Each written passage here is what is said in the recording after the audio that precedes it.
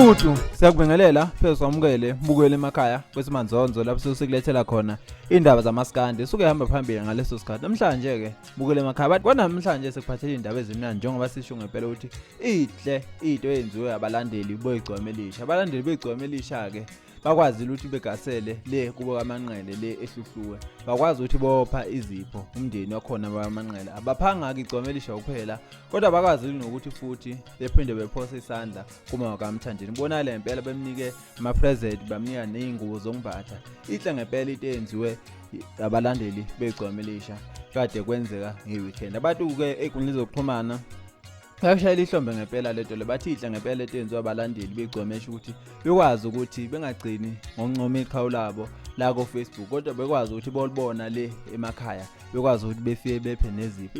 Ihle ngempela lishilo igcwemesha ukuthi noma mwalo mashandi ukwazi ukuthi ekhiphe ibusiso ebonge bonke abalandeli ngempela bathe bafaka isandla ekubeni lo yamcimbi obulapha kaManqele kube impumelelo. Nathi ngempela ke sithi ihle ngempela ungakuhle ukuthi nabalandeli bamaskandi besike ephethini balandeli begcweme elisha. Ihle ngempela lento eyenzekile ngathi ke nabanye abalandeli bamaskandi bengabukela bekwazi ukuthi bekwenze emakhawa abo bekwazi ukuthi behambele emakhaya besize lapha bangasiza khona masindawonye noma sihlangene ayikho into engasihlula South Africa. Sithi ke till next time ihle into enziwa abalandeli begcwemesha. Naku ama video elandela khombisa ngempela ukuthi bekunjani le kaManqele. Siyabonga till next time. Siyabonga.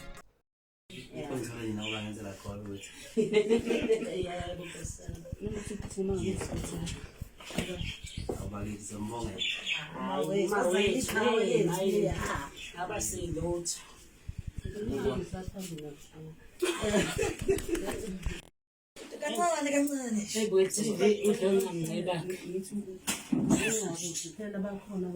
Yebo maye. Senze liqhawe lami elihamba kogoli kobuphi. Yebo. Lifudumale kancane.